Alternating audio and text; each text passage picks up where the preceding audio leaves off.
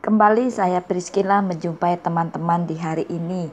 Topik renungan hari ini kehidupan yang menarik.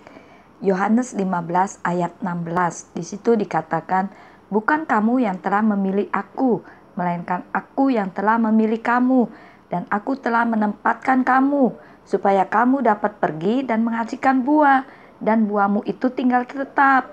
Sehingga apa yang telah kamu minta kepada Bapa dalam namaku, Dia akan memberikannya kepadamu." Nah, teman-teman, kehidupan kekristenan itu kehidupan yang sangat menarik loh. Ketika kita mengenal Yeshua HaMasyiah sampai hari ini, adakah hal-hal yang menakjubkan dalam hidup ini? Betapa hebatnya nama Yeshua yang ditakuti oleh sesembahan bangsa lain. Jadi semenjak kita mengenal nama Bapa Yahweh yang absolut itu, banyak kejadian-kejadian yang terjadi. Ada beberapa hal yang penting dalam kekristenan, yaitu yang pertama, hidup dalam ketetapan. Yohanes 15 ayat 16. Firman Elohim mengatakan, "Bukan kamu yang telah memilih aku, melainkan aku yang telah memilih kamu." Oh, sungguh luar biasa banget. Tuhan begitu tertarik kepada kita kah? Oh, tidak, bukan itu teman-teman. Tetapi karena Tuhan cocok sama kita. Kita bukan saja dipanggil, tapi kita dimeteraikan loh. Sehingga kita sah menjadi anak-anak Elohim. Bukan saja terpilih, tapi Elohim memberi otoritas untuk pergi dan menghasilkan buah. Kemudian yang kedua, ambisi. Kekristenan memberi peluang dan mengajarkan ambisi. Ambisi di sini bukan ambisius. Apa itu ambisi? Suatu mimpi, cita-cita, masa depan yang ingin terjadi suatu ketika di waktu mendatang. Kita lihat Nabi Nuh dalam diperintah membuat batra. Ia berangkat dari mana? Dari sebuah panggilan. Kemudian Nuh bermimpi dan melakukannya, akhirnya jadilah batra. Mimpi itu menjadi kenyataan.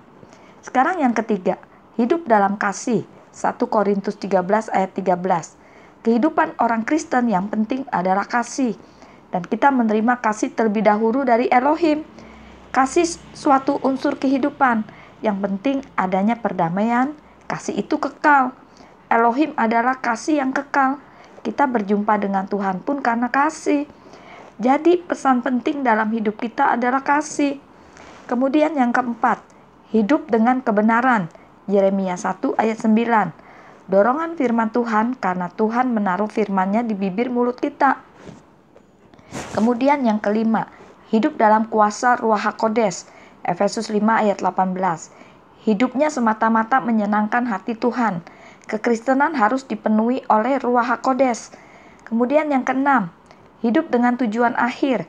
Kehidupan orang adalah fana, terbatas tapi tidak sia-sia. Karena kita mempunyai suatu tujuan. Tujuannya apa sih? Berhadapan dengan Yeshua. 2 Korintus 5 ayat 9. Maka dari itu teman-teman, usahakan untuk selalu berbuat baik. Bangun roh kita dengan firman sehingga kita mengarah kepada tujuan akhir, yaitu menghadap kepada Tuhan Yeshua HaMasyiah. Jadi teman-teman, kekristenan yang tidak berbuah, siap-siap aja untuk ditebang. Nah, sekian renungan hari ini, biar kiranya menjadi berkat bagi para pendengar semua dimanapun berada. Dan apabila teman-teman diberkati, seperti biasa, kirim-kirim kepada yang lain, sehingga orang lain pun akan memperoleh berkat seperti kita. Tuhan Yesus memberkati.